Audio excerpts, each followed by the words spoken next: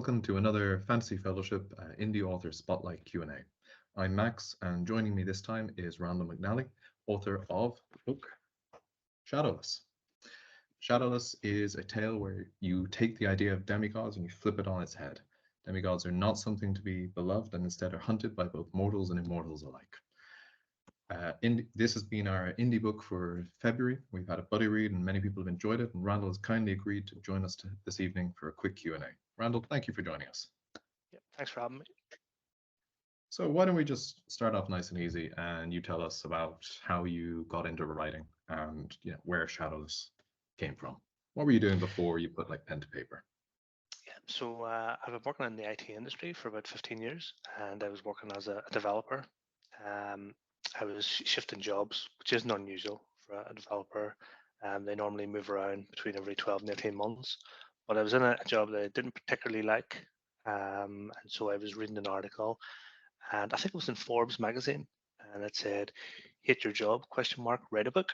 Exclamation mark. And it was about a lady in America who worked in a cube farm, which is like a call center. And she started to write every day, bits and pieces, emailed them to herself, wrote on the subway on the way to work and on the way back. And now I think she's a New York Times bestseller. So yeah, it really struck a chord. I've always wanted to write, but I've never really known how to go about it. And everyone says, oh, writing's simple, you just sit down and write. Well, no, it's not. You need a word processor and you need a laptop and a computer. And if you Mhm. want something that looks semi-professional, then you're going to need a copy editor or a proofreader, Yeah, so yeah, that's how I got into it. fair enough. And so where did the idea for Shadows come from? Shadows was the first thing you wrote. There weren't other drafts or other stories that came before, or No, Shadowless was the first thing that I ever written. Uh, Growing up, I was always attracted to the fantasy genre, and they say write what you know. So I grew up Mm. watching Seven Voyages of Sinbad, Clash of the Titans, Jason and the Yeah. Argonauts, those types of films, and even in the computer games that I was playing, it was always Baldur's Gate or Neverwinter Night. Mm. And I read Dragonlance, The Lord of the Rings, a lot of Tolkien, Yeah. a lot of Moorcock, David Gemmell, um, H.P. Lovecraft. So I was always kind of leaning towards the fantasy genre. So when it came to writing, that seemed like the obvious choice. And the books that I read and the programs that I watched, the gods they always seemed to meddle in the affairs of mortals, but they always seemed to help them out. They always seemed Mm. to grant them three wishes, or be it or back and call, or use them as Yeah. pawns. Um, so the thing Yeah, that or I've even in mythology, like you have yeah, Athena helping, it's or Odysseus was her that's favorite. it. There's Perseus and there's Achilles and all these heroes of renown. Uh, but never was there an instance where the gods actually hunted them down, and tried to kill them. So I turned the whole Greek Roman mythology on its head, and yeah, it seems to have worked. Yeah, yeah. I think it is a great. We've all really enjoyed it the last month. I've been rereading it because I read it last year, and yeah. So all the gods that you came up with there, yeah, you get little instances where they seem familiar. So were there any gods or mythologies that you kind of took inspiration from or that inspired you for any particular gods? Because this is like a pretty unique pantheon you've kind of just made up rather than choosing a real world one to use. Yeah, I mean it leans heavily on the Roman and the Greek mythology. So there's a Mm. god of war. There's a Yeah. there's a god of the sun god, the god of the sea. So there, and as described in the book, there's no goddesses because there's a civil war, where the goddesses have all been wiped out. So the only way the gods can increase their strength now is to sire these demigods, or these godlings. I think someone referred to them, one reviewer. Mm. And so in the same way as you would let a lamb grow into sheep or a calf grow into a bull before slaughtering it. They let their offspring grow, and as they grow, the power inside them gets stronger. So then, in order to get the strength back or the power back, the godling has to die. Um, and they're being hunted by the shadow watchers, the high priests, even the people in the towns and cities of the northern realm where it's set. They know that the punishment for harboring these godlings is death. And so they try and shun them at every opportunity because they don't want to be Mm. collateral damage whenever a god shows up and starts pancaking their towns and villages. Yeah, it's kind of reminiscent of the whole. But Poseidon was always the one in the Greek myths that if he was displeased, it was appease me or it's flatten the entire city. Yeah, it's been referred to as Game of Thrones meets Clash of the Titans, and I can Mm. definitely see that there's similarities between both. But I think it's unique enough in its own right. You know, Mm. um, yes, there are Yeah. different, but every fantasy book nowadays is going to be compared to Game of Thrones. And because it has gods, it's obviously going to be compared to that. But I think I don't know if there's anything else out there like it. You probably know better. Your readers, the people in your book club probably know better. But I don't know if there's anything else out there like Shadowless. Could be wrong. No, I haven't come across anything. It's always refreshing when you find something with at least a new, unique magic system, rather than just the same old thing that it's just general magic. At least with this, it's like, yeah, you have a God of War, you have like you have like on the cover, Sea God, Trident, like yes, it's familiar, but then within that one god, there's like a host of different powers that the kids can kind of inherit. Like you said before, like one of the kids that can breathe underwater, little Yeah, patch, little powers like this. And then you I've do tried have to I've tried to relate. I've tried to relate the powers that the godlings have to the domain that their father resides over. mm, So, in in the sequel, I'm hoping that there's going to be a one of the sun god's children who's able, to control light. So hopefully, control light in terms of, well, first of all, just going back, you said the sequel because this came out in 2017, right? 2017, yeah. And yeah, we have had like quite a few people in the last month or so say, love this book, looked it up online. It came out like 6 years ago, and I can't find any information about another book coming out. And like it ends on quite a big cliffhanger. Yeah, Um, there's enough material and enough ideas to make another book, maybe two or three. It's just finding the time, Max. To be honest, mm, in the last year, I've moved jobs and moved house, and the house has quite a lot of work needing done to it. So it's just about finding time to sit down and put the words on the page. But I am three-quarters away through a first very draft nice. of a sequel. So hopefully towards the end of the year, um, there might be something. Fingers Frost. crossed. Yeah. So you said God of the Sun, child can control light. In terms of that, do you mean as in can create light, as in just generate, be able to see in the dark, or is it like like solid light, like lightsaber esque? The Because I character. might be a niche reference for some people, but in One Piece, the manga and anime, one of the characters that can control light can almost use it like a sword, um, and to like pierce things. The one in particular is able to absorb light and then shoot it from his chest in the form of you know, a laser.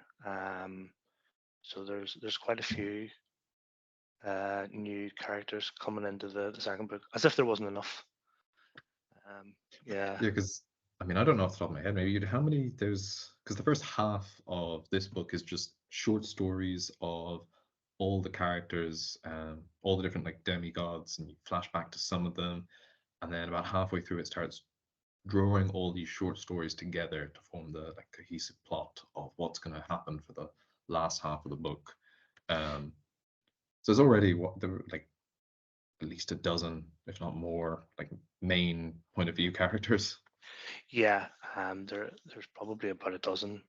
Um, so yeah, you mentioned that the book started off as a collection of short stories, and you're right. The working title of the book was Tales from the Northern Realms.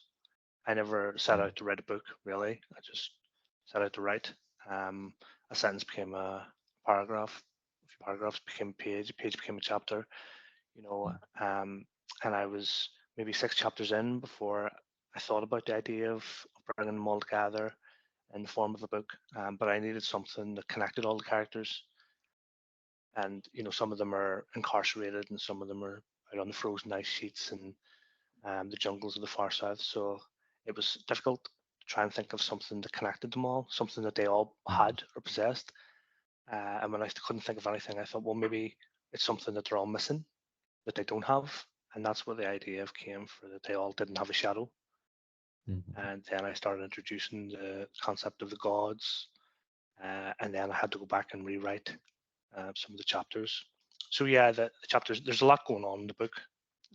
There's all the characters, their eye colors are the same colors of the high priest's robes designated to that god. They all Mm. have powers. They all live in different parts of the northern realms where it's set, which is like a supercontinent. So chapter one is a coming of age story where a boy finds out that he doesn't have a shadow and what that means to him. The second chapter introduces the high priests and the shadow watchers, who are the main villains of the piece, and what their Mm. motives are. Chapter Yeah, three because they're introduces, kind of either summon the god to kill the Shadowless or kill the Shadowless before the god comes to just flatten this area of land. yeah. So most Yeah. most gods have temples designated to them in cities, and they communicate with their high priests and send them out Mm. to kill their children so they can recoup the power. Um, so yeah, chapter three introduces Amradan, who weaves in and out of the narrative and tries to bring the Shadowless together. Chapter four introduces one of the gods themselves and what they're capable of, and what happens when they come across one of their children. Yeah, Um, that's the swamp and forest based yeah, chapter, right? Yeah, tundra. that's it. Yeah, so Yeah. so there's a lot going on, and if I had done an information dump on the first chapter, it would have overwhelmed the reader, and they would have put the book down. Yeah. So I just tried to drip feed this information in, and hopefully it worked. Mm. Yeah, because that first chapter is quite sparse, but kind of engaging. Yeah, because it's you're learning with. It's quite good at starting with the young child because it's almost you're learning as a reader at the same pace as this like point of view character. The So it's, yeah, it's first quite a nice intro. the first chapter, I've even I've even heard people say the first quarter of the book is a real slow burner. Mm, And maybe I have pitched the book to several publishing companies and several literary agents, and maybe that's why it hasn't been picked up, because the first chapter, especially, is a bit of a slow burner. Um, but if I had started the first chapter with gods going in and wrecking cities, there's nowhere to go after that. Everything else is going to be a bit of a climb down or let down. mm. But just a comment you made just back there was you said that so you'd written these stories about all these different characters, then you needed something to draw them together, so you decided make them all have their shadow missing. So then you had to go back and rewrite. And you said about you brought in the gods. Then were the gods like a part originally, or they weren't as big a thing originally when you started writing these stories? They weren't as big a key element. Okay. Um, I mean, yeah, because they're like pretty central in yeah, most of them now. Yeah. absolutely.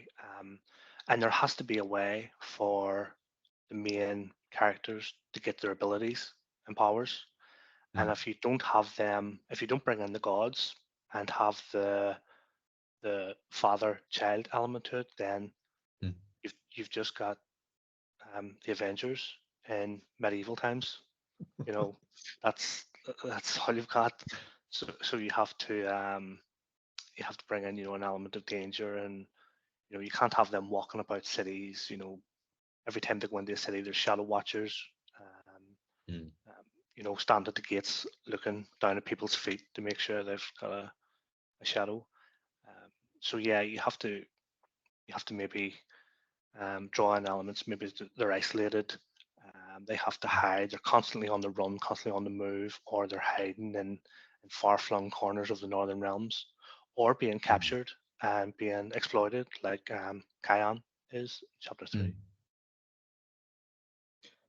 So when you'd written out all these stories, had you kind of mapped out how the book was going to go? 'Cause like half a book of short stories, and then like threads are weaving between those stories and are being then really quickly brought together, and the pace really picks up for the last half of the book. Yeah. Had you kind of mapped it or planned it, or was it kind of you'd written all the short stories and now the Shadowless is going to be the thing that brings them together, and then it was like, okay, this is where I'll go from there. The first half of the book is just introducing the main characters of the piece.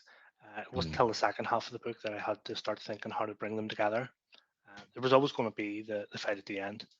Hmm. There was no way to get around that. There had to be some sort of conflict.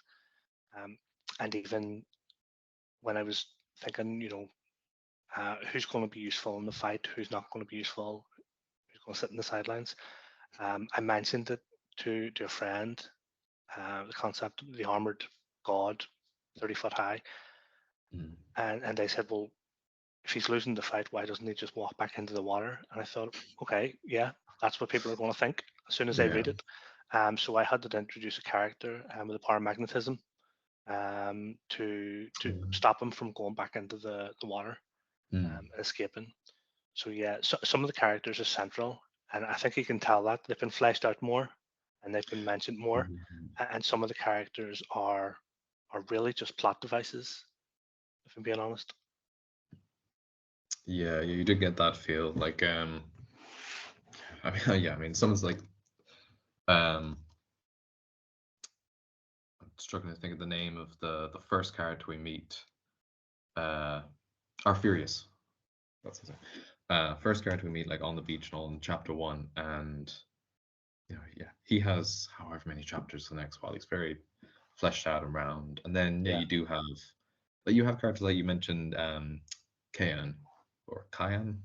I think Kion, yeah, yeah, Kyan, who yeah mentioned in chapter three and all, and then she has her arc, and then yeah, a few of our readers did comment on this that like after her arc kind of finishes in that point, there's comments saying she's going to be monitored, they should check about her well-being, but then it's just kind of forgotten about and not mentioned yeah, again. yeah.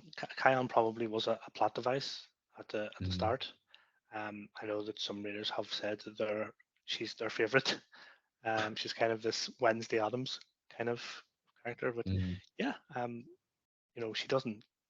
No, it's not too big a spoiler to say that she doesn't die, so there's nothing to stop her occurring in a sequel somewhere down the line. So there's no plan currently with book two for her to appear, or you don't really want to say, or Not not at the minute.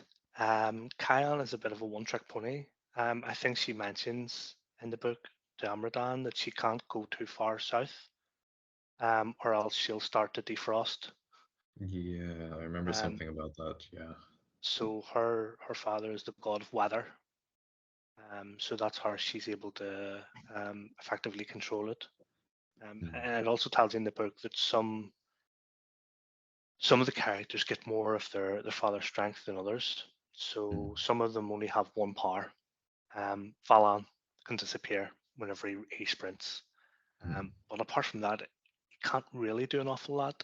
Whereas characters like Clanatar Vastus can breathe, a foetid cloud of pestilence. It can create,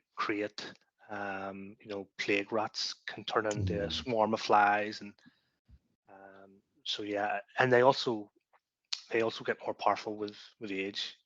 So Mm. if they're only and they live for, I think Tabitha Treacle is the oldest, and it's commented that she's 9 centuries old. Yeah, yeah, So because you see that with Arfurius, because it's him living on the beach with his father. and it mentions, I think in like the second time he crops up, about how his father is significantly older at this point, but he's like 5 or something like that. Yeah. Well, Yeah. his uncle, his father is Crom. Oh yeah. Yeah. Yeah. The man who is raising him. Yeah. Sure. Yeah. Yeah. Yeah. But so the the older they get, the more powerful they get, and it Mm, gives the gods a dilemma. Do they kill their children when they're quite young and get some power, or do they let them mature and get older and try and kill them and get more power back? mm, But if they leave it too long, then it's not inconceivable that their child could fight them off. I mean, Tabitha mm, Treacle rips half a mountain down in on top of Flaxus, her mm. father, and um, that's how they get the sword. He drops the sword and has to escape. Yeah. Yeah, just to confirm, because I'm not sure if we've like very clearly stated. Yeah, because it's the gods imbue the offspring with a little bit of their power, and yeah, Yeah, that just grows, and eventually, once they die, it well, it doesn't go back to the god; it goes back to the god and the other offspring. yeah. So Yeah. if you have a god and three offspring, and one of the offspring dies, their power gets split three ways between the god and Mm, the other two siblings. So you've got a god and two left. If another one dies, then his or her power gets split 50-50. yeah. And then so each time a character dies, the god gets some of the power back, but the siblings also get stronger. In chapter 5 or 6, Santham Dar, she's not able to breathe underwater, and she one of her siblings gets killed, Mm, Talamar, which is addressed later in the book in Pandemonia's chapter. So then uh, Santham is able to breathe underwater. She's able to get her brother's ability to breathe underwater and becomes stronger. mm. But but these abilities, the gods don't lose the ability. It's almost like it's No, duplicated into the children. it's Like yeah, duplicated. Yeah, duplicated. yeah, but to a far like lesser extent than the gods. Yeah. But yeah, Well, interesting. the gods can change shape. They can take on any form they want. Mm, Um, whenever they come of their own free will to the Northern Realms, but whenever they're summoned, they have to assume their natural form, which is the form of a 30-foot tall mm. armored titan. So in book 2, because in this book, yeah, we get the backstory to the gods, and there was a civil war. All the goddesses died, and that's why they need mortal women now to sire the offspring and the Shadowless to gain power. Is there going to be any more information about like what happened with the civil war, and like how it occurred, and in the next book or two? And also, are we going to see? I mean, presumably during the civil war, you had gods versus gods, and I know the whole premise of your book is like the Shadowless fighting back against their fathers. But are there going to be any gods versus gods in any of the sequels? Do you think, or? Well, the sequel picks up the minute the first one leaves off. So, um, spoiler alert, but the first one ends with Arthurius on the beach, Hmm. getting to his feet and realize that he's regained the shadow. The second one picks up with Arthurius standing up on the beach and realizing he's shadow. Um, the second book mainly revolves around the fallout of what happened at the end of the first book. Hmm. Um, obviously, there's going to be a reaction, and one of the first reviewers of the first book said that it's mentioned that um, Crom attacked, I think it was Artoria, the city, Hmm. and for 5 days and 5 nights hit it with tsunami of waves. And they said they wanted to see that happening. They wanted to see how he wrecked the city. So in the second book, the reaction, the gods take out their vengeance, but they can't pinpoint where the culprits are. So they start attacking random cities. and then that forces Right. the hand, that forces Mm. the Shadowless to come out of hiding Yeah. and try and take a stand. So yeah, we've been talking about all the different powers of the shadows and things. So, were there any powers that like were your favorite to write or to come up with? You mentioned that some of them were just plot devices. Were there any like when you started that you just thought, if I'm writing about demigods, someone has to have like this ability? I don't know if fun to write. I don't know if any of the particular powers were fun to write about. There was some of the characters were more fun to write than others. Doran Brethel and Clanatar Novastus were definitely the two that were the most fun to write. Um, And everybody, what made them so much more fun than others? I don't know. I I mean, just Doran is like strange. He's just a very bizarre, hermity, a very Radagast-esque yeah, almost. yeah. Yeah. Um, yeah, I mean, I grew up rooting for the Daleks and Lex Luthor and the Joker. You know, heroes are boring. Heroes bore me. So it was better to write. In Clanatar, no one else in the book is like him. No one acts like him. No one talks like him. He's almost like a Dickensian villain. Mm. If it ever comes, if it ever gets made into a Netflix series, I can almost imagine Jacob Rees-Mogg playing Clontarn of Astus. So yeah, but yeah, it's they're Oh, just everybody and everyone in the book is there are no good and bad people. Well, there are no good people. Everyone's morally grey, some mm, darker grey than others. yeah. But Doran and Clontarn are completely evil. Yeah, I mean, we did have some people that said that like Doran was their favorite character. And we did have one person just ask, maybe it's a spoiler, but does Doran survive to the end? And are you planning on him coming back? And what was there any particular inspiration to his character, given that he was so strange and bizarre? Doran was a character from a role playing game.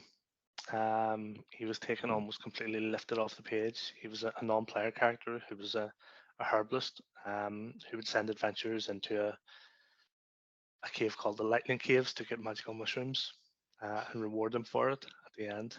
Yeah, there wasn't too much thought that goes into him. Um, I, Yeah, because in the yeah, book, what does Doran do in the book? he speaks to plants.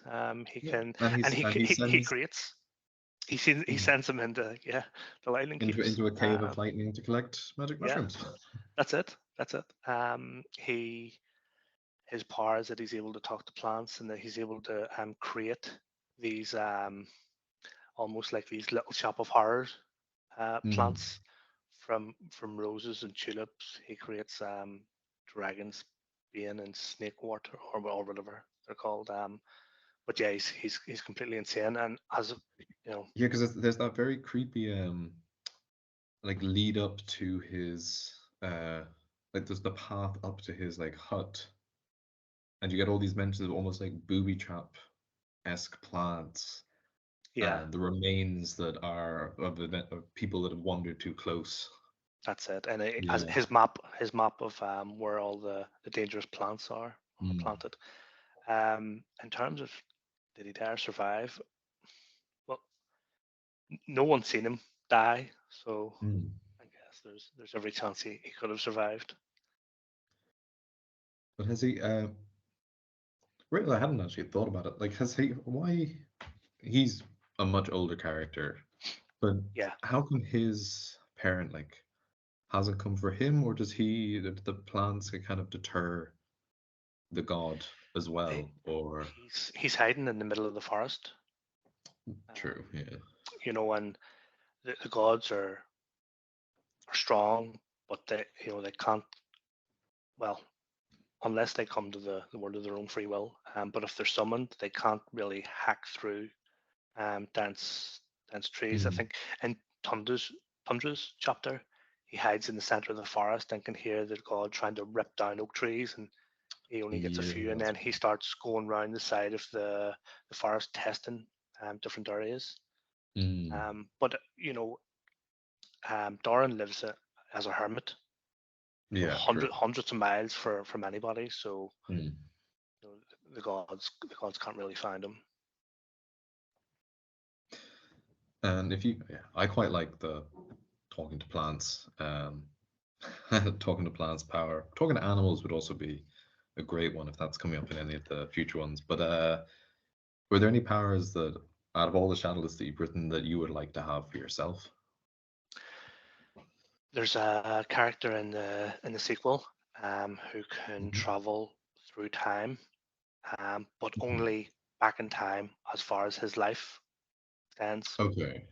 Um, so he can travel back and then go back to the original time. He can't go forward in time. But yeah, going back and being able to do things again Hmm. would definitely be an advantage. Certainly help for sitting exams. Does he have to live from the moment he's traveled back to, or No, no, he can travel back to where he came from. okay, yeah, yeah. So he goes back to the moment where he. Um, so a few things happened in the sequel where I needed a time traveling character essentially, and he was brought into it. But Mm. he's been fleshed out. He's in more than one chapter, and he brings a different dimension to the story. Mm. They're able to do a lot more things than they would have been able to until he arrived. And how much can he influence what's that? Because surely like they could go fight a god, just have him survive, and if they lose, he just goes back, tells them to do something different, and then repeat.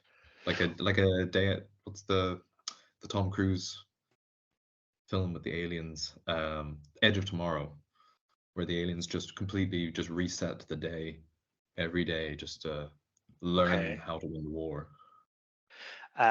Well, in the sequel, when the gods take their vengeance over what happened in the first book, they start attacking cities, um, and he sees it happen and comes back and gives them the information that they need to stop the attacks Okay. happening. Okay. So yeah, that's why he was Hmm. brought into it. Right, fair enough. Hmm. And I'm guessing then he's presumably the son of the god of time, The like god kind of of pre. time, yeah, Yeah. yeah. The list of gods is a lot like the map. It's constantly expanding. If I need a new god, Mm. I'll create one. Likewise, the map from the first book and the map from the second book are not widely different, but are different. If two cities is 7 days away, Mm. but the plot requires them to get from A to B in 5 days, then one of the cities slowly gets dragged and dropped in Photoshop closer to the map. Uh,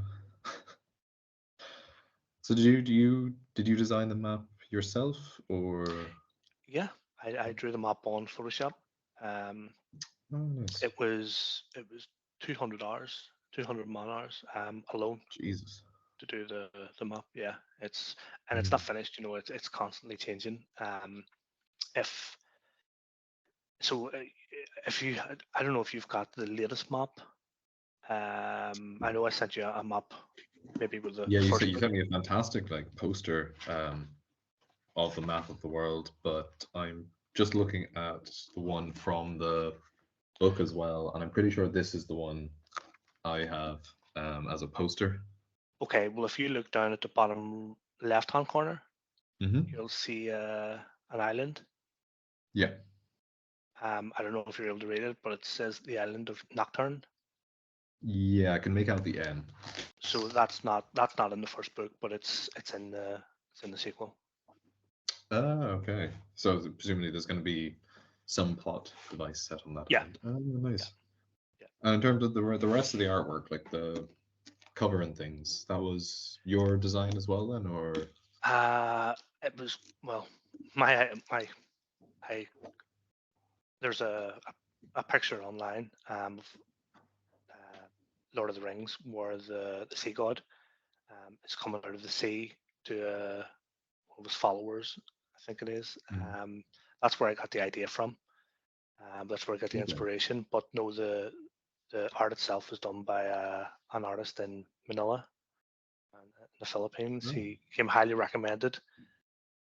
He's won awards, and the book was entered for the self-published fantasy blog off a few years back, Mm. and it won the public vote for best cover. So yeah, it's turned out Yeah, really well. I think it captures the whole essence of the book.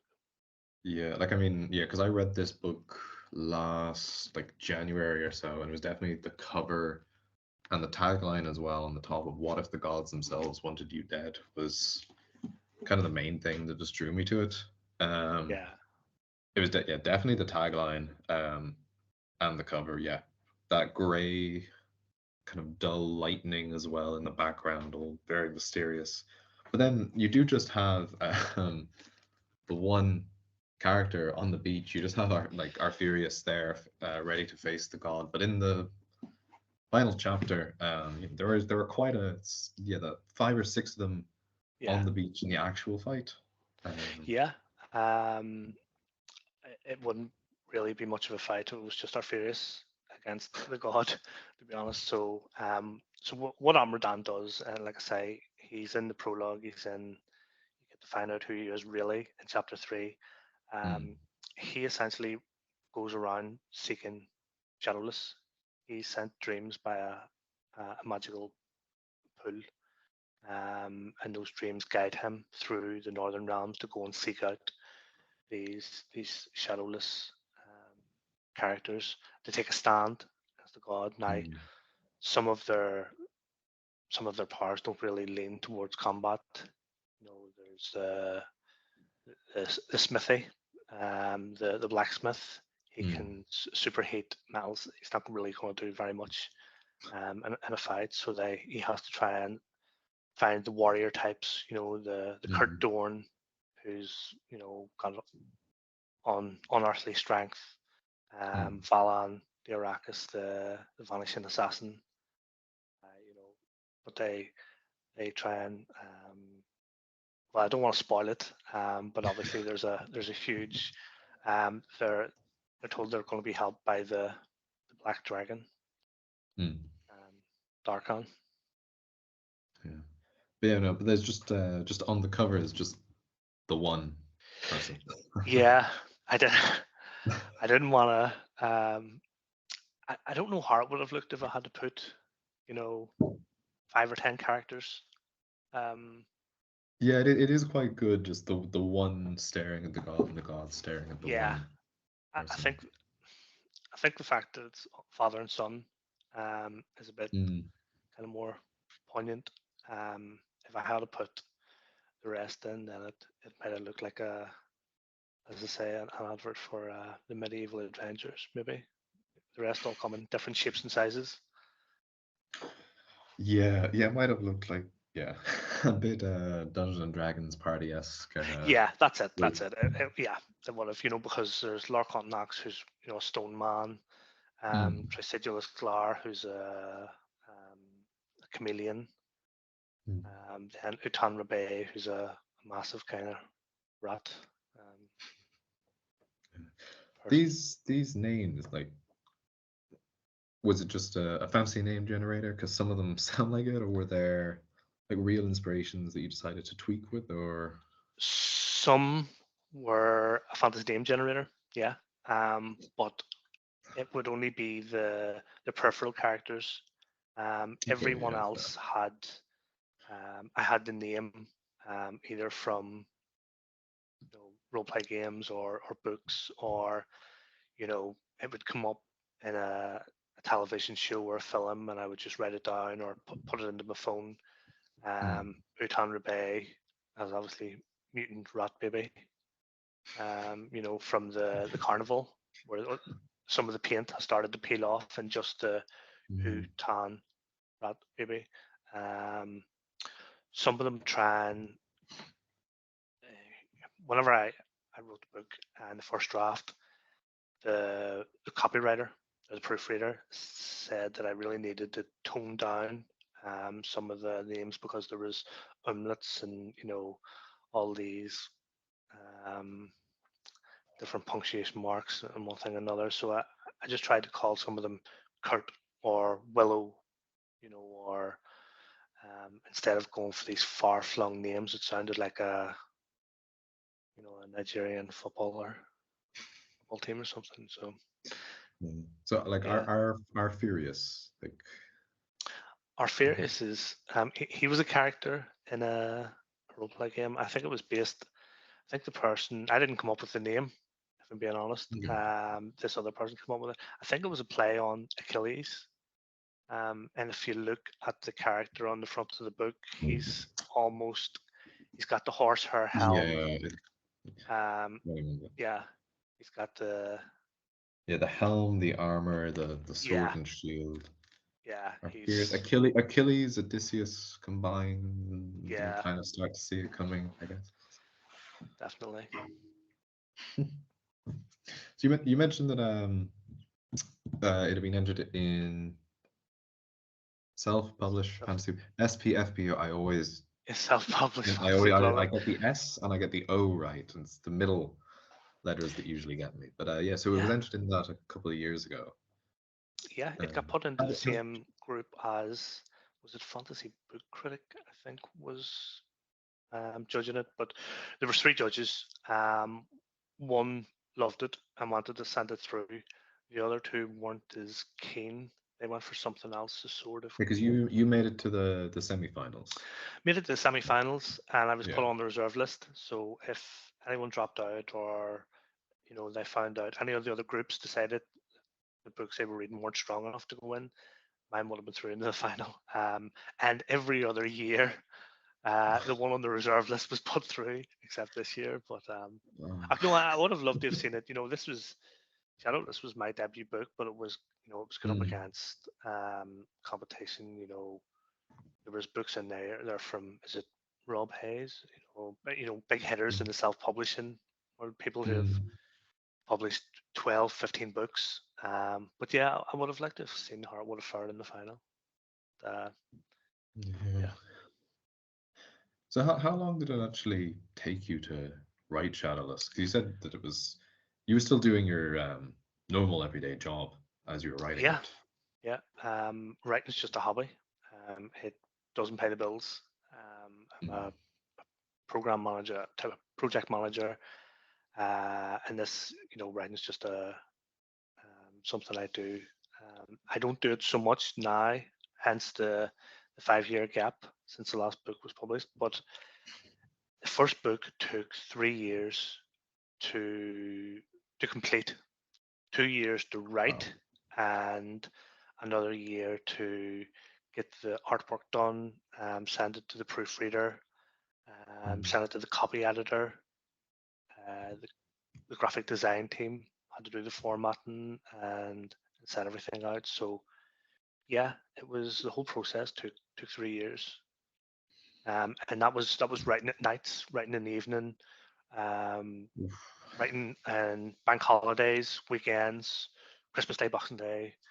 Uh, even if I had an idea, I was on my lunch break and work, I would write down just a few sentences, just a few prompts, and email them to Wow. myself. So it's like having two jobs. God. Yeah, I remember we were who we interviewed, Peter V. Brett, who wrote the Demon Cycle, yeah, and he was saying for his first book, it was on his phone on the train to and from work. It was just that bit of time just to tap away on the phone, Yeah, writing, and then either save it or send it to yourself. And cool. yeah. If it's something I guess you have to do. If you don't have a publishing contract, Mm, and you don't have the weight of a publishing house or an agent behind you, it's something that you write whenever you can, on the bus, on the train, on the toilet, just whenever. mm. Yeah, so you went down the self-publishing route. So, had you tried with publishing houses as well, or Yeah, I pitched the idea to, all in all, I think it was 30 literary agents wow? or publishers, and they all come back with the same thing. Love the idea, totally unique, great premise, strong writing style, just not what we're looking for at this moment in time. Uh, which Right. is fair enough.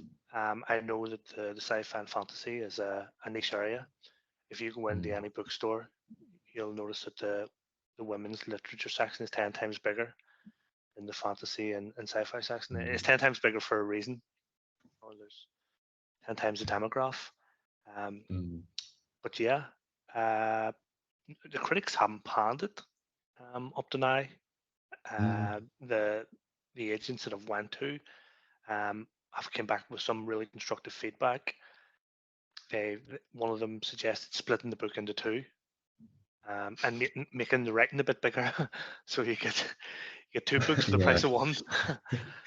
yeah. um, The writing is it's small and it's to the edge of the pages, and yeah. So if I mean it's 500-page book. If yeah, I it's was to not it's make it, not it's not that long a book, really. yeah, I mean if I was to make Mm, it bigger, it would we're working into kind of George R. R. Martin territory. It would be huge. But yeah, I have thought of splitting the book out, but since the pandemic, writing's become the new reading. So everyone's brought out a book, mm, and I've been on to Kindle Direct Publishing, and I've seen some of them, and some of the books are 60 to 70 pages in length, and they're charging 7.99. That's mm. that's a bit of a 70 pages is like a pamphlet. Um, that's not exactly a book, but yeah, they seem to be happy enough to charge that, and people seem to be happy enough to pay for it as well. So Mm. God. yeah, strange. And how have you found stocking the book in, because you're Irish, you live in Ireland, because we've spoken to other indie authors from Ireland, like Ryan Coho of the Bound and the Broken series, and he said that it's been difficult to get just Irish bookstores to stock it. It's been difficult to get publicity in any of like the newspapers and things. We Yeah, actually tried, like we did with you, because he was one of our indie authors as well. We ordered books from the author to be signed for our buddy reads, and when we did it with him, we tried doing it through a bookstore in Dublin, and it was like a month of half-hearted commitment, and then no replies and not much interest. It's like, but yeah, I just don't understand. Like, yeah. I've experienced the same. So when you think about what they sell, their books are maybe between £5 and £10. Um, mm, Not an awful lot of people buy books from bookstores. You know, strangely enough, they seem to go to Amazon. They seem to audiobooks are really popular now, or they get ebooks um, mm, on their Kindle. So they have to make sure that what they stock is what's going to sell. And yeah, I don't think a lot of bookstores will take a chance on an indie book. mm. Um, It's why you go into the fantasy section of a bookstore and 50% of it is like Tolkien. that's it. Yeah. That's it. They know it's going to sell. They're not Mm, going to take a chance on something that was written, no matter how professional it looks, and how nice the cover. It's maybe you might get the odd person. I stocked it in a bookstore facing the Ulster Museum, and I even threw in a free map with it, and they sold. I asked them how many copies they wanted, and they said, As, "Take as, in, one." as in someone buys the book, they get a map or Yeah, it to they get display they with get a the. free map. Yeah, yeah, yeah. I put on a map as well, and I asked them how many copies they wanted, and they said, "We'll have one, and when that sells, we'll phone you and ask you for another one." God. So yeah, It's just the industry, I guess. You Mm. know. And in terms of publicity, I didn't really know. Um, so everything else to do with the book, I had control of. What went in the Mm. book, what was omitted, the edits, the artwork, the graphic design, everything like that. One thing I didn't know how to do was market the book.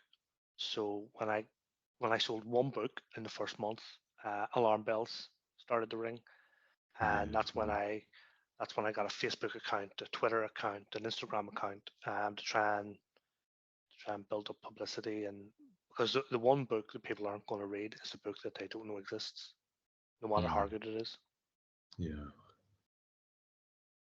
Yeah. Yeah. That's kind of what we're hoping for with kind of these sort of indie months and spotlights Yeah, that we're doing is yeah, just try and just bring a bit more indie work to the forefront for people to see and enjoy. sure. Yeah, because I've been reading a lot more indie stuff in the last year, and 90% of it has been fantastic. What I've read, Yeah, like, and it feels yeah, it's a shame that I didn't start trying more of it before.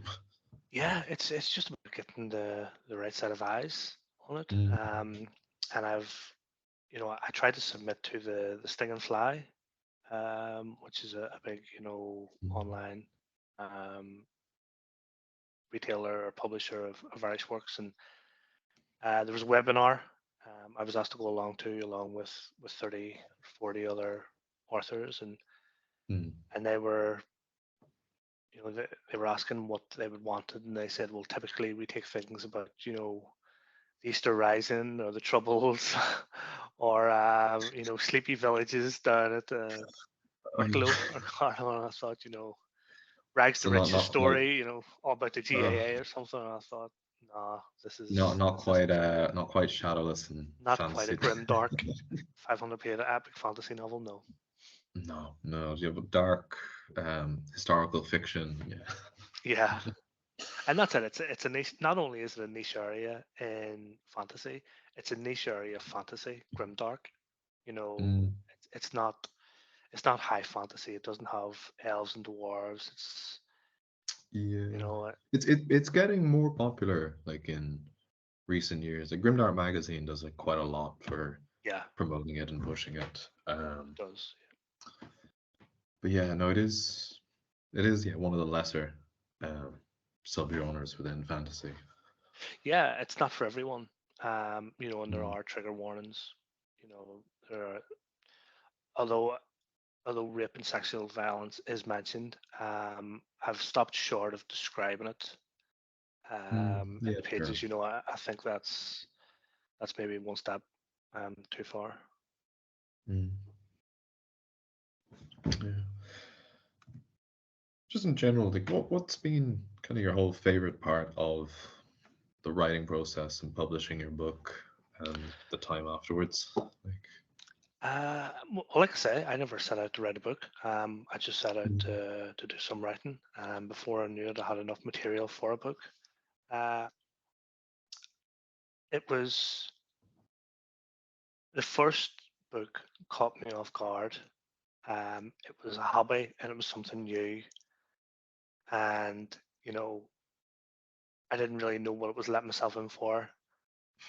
It started to wane towards the middle, and I thought, well, I've started, so I might as well finish. I'm sure the world's full of half-written books, mm, and it it genuinely seemed like fun.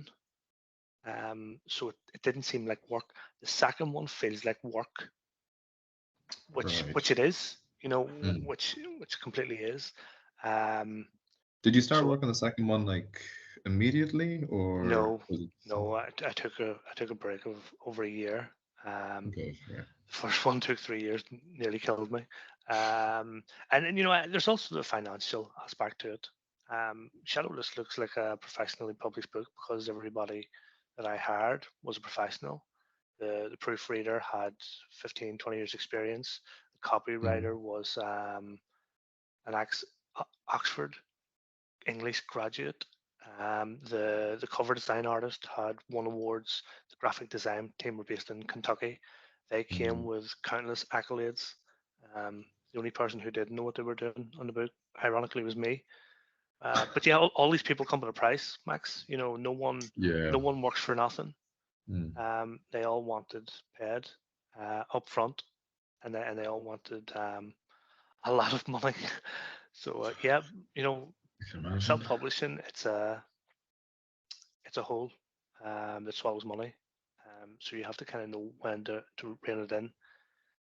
You can spend a lot of money self-publishing a book and not get too much in return.